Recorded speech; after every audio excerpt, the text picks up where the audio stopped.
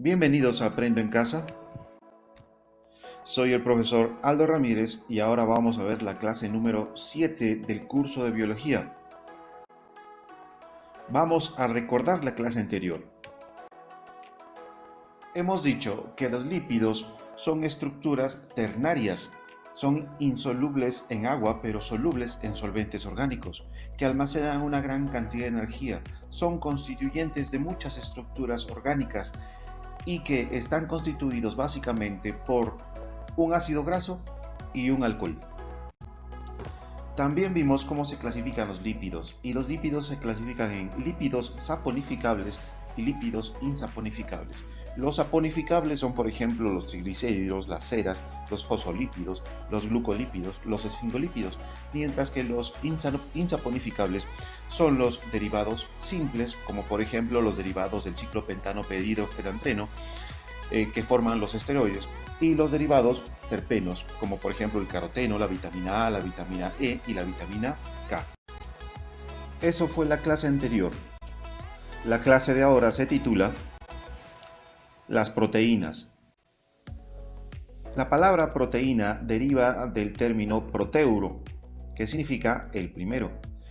A las proteínas también se las llama prótidos, y las vamos a considerar como compuestos cuaternarios, pues van a contener el famoso CHON, carbono, hidrógeno, oxígeno y nitrógeno, aunque también pueden contener azufre, y otras en menor proporción pueden contener fósforo, hierro, cobre, magnesio, yodo, etc. Ahora veamos la importancia de las proteínas. Las proteínas son importantes porque forman parte de muchas estructuras biológicas, como por ejemplo forman parte de la membrana celular. En la membrana celular hay proteínas que permiten el transporte de sustancias, por ejemplo. Hay organelas que están constituidas por proteínas, como por ejemplo los ribosomas. Los ribosomas están constituidos por proteínas y fabrican proteínas. También forman parte de las enzimas. Muchas de las enzimas, casi la mayor parte de las enzimas, son proteínas, como por ejemplo la amilasa salival que está en nuestra saliva, que se encarga de digerir nuestros alimentos. También forman parte de moléculas que transportan ciertas sustancias, como por ejemplo la hemoglobina. La hemoglobina es una proteína que se encarga de transportar oxígeno y dióxido de carbono. La insulina, importante en el tratamiento de la diabetes, es una proteína. La actina y la miosina, que son proteínas contráctiles que están en nuestros músculos, son proteínas. El huevo y la leche son básicamente proteínas. Los anticuerpos que nos defienden contra procesos infecciosos en nuestro organismo también son proteínas. Y las proteínas suministran una importante cantidad de energía. Las proteínas tienen especificidad, es decir, que son específicas entre especies e incluso son específicas entre individuos de una misma especie. Por ejemplo, tenemos proteínas en nuestra sangre que si las colocaran en otro individuo, ese individuo las rechazaría, le provocaría una reacción alérgica. También las proteínas están constituidas por polímeros que se llaman aminoácidos. Ahora, estos aminoácidos están unidos entre sí por enlaces peptídicos. Estos aminoácidos están constituidos básicamente por un grupo carboxilo que ustedes ven aquí en su pantalla, un grupo carboxilo y un grupo amino. Entonces, están constituidos por un grupo carboxilo y un grupo amino. Ya habíamos dicho que las enzimas son proteínas, pero ¿qué son las enzimas en sí? Las enzimas son biocatalizadores, es decir, van a transformar ciertas sustancias químicas. Ahora, para ver el proceso cómo una enzima transforma una sustancia, existen hasta ahora dos modelos para explicar la acción enzimática. La primera, que ya está obsoleta, era la llave cerradura. Según este modelo, la enzima tenía una forma tridimensional que encajaba exactamente sobre un sustrato específico, como si fuera, por ejemplo, una llave en una cerradura. No todas las llaves le hacen a una cerradura, sino una llave en especial. El otro modelo más aceptado en la actualidad de cómo una enzima actúa sobre un sustrato es el llamado encaje inducido. Según este modelo, la enzima no tiene una forma específica para un sustrato, sino que es el sustrato el que va a inducir a que la enzima tome la forma del sustrato. Habíamos mencionado que las proteínas son específicas, y como la mayor parte de las enzimas son proteínas, entonces las enzimas también son específicas. Habrá una enzima para cada sustrato. No todas las enzimas le hacen a un sustrato. Por ejemplo, para los lípidos hay una enzima que se llama la lipasa. Para las proteínas habrá una enzima que se llama proteasa. Para el almidón habrá una enzima que se llama la amilasa. Para la sacarosa habrá una enzima que se llama sacarasa. Ahora, vamos a nombrarlas, la nomenclatura de las enzimas, vamos a nombrarlas también de acuerdo a la reacción química que tengan. Por ejemplo, si tienen una reacción de oxidación, a la enzima se le llama oxidasa.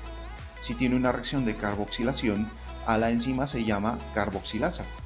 Si tiene una reacción de óxido-reducción, la enzima se llama óxido-reductasa. Y si tiene una reacción de transaminación, la enzima se llama transaminasa. Había mencionado que las proteínas están formadas por aminoácidos. Existen unos 300 aminoácidos diferentes, pero solo 20 de estos 300 aminoácidos diferentes están en las proteínas. Estos 20 aminoácidos se los ha clasificado en dos tipos: en aminoácidos esenciales, es decir, los que no pueden ser sintetizados por nuestro organismo, como son la isoleucina, la leucina, la lisina, la metionina, la fenilalanina, la treonina, el triptófano, la valina y la histidina. Y en aminoácidos no esenciales, es decir, aquellos que sí son sintetizados por nuestro organismo, como la alanina, la tirosina, el aspartato, la cisteína, el glutamato, la glutamina, la glicina, la prolina, la serina, la asparagina y la arginina. ¿Cuál es la estructura básica de un aminoácido? Es la siguiente: tiene una cadena de carbonos a la cual está unido un grupo amino. También está unido un grupo carboxilo, que es un grupo ácido, de ahí deriva el nombre amino ácido, que es el grupo carboxilo. También está unido un hidrógeno, pero también está unido esta cadena de carbonos una cadena lateral o grupo radical, un grupo R.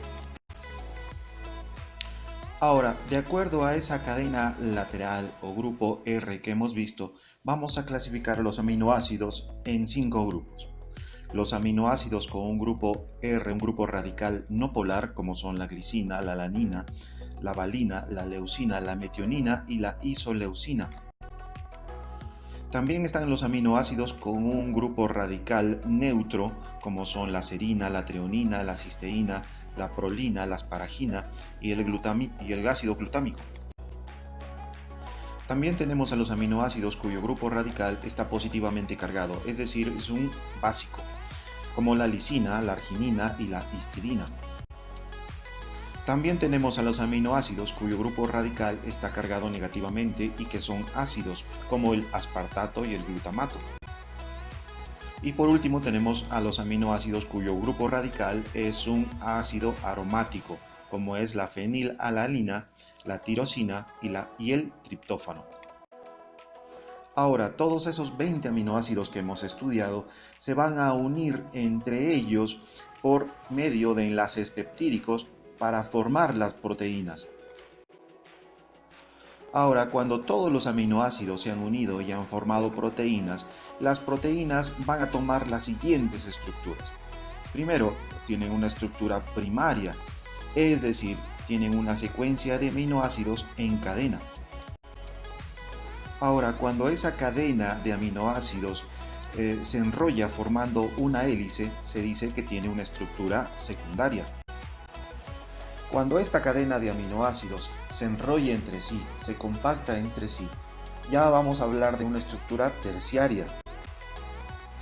Y cuando varias estructuras terciarias se juntan, se unen, van a formar una estructura cuaternaria. Hasta aquí la clase del día de hoy.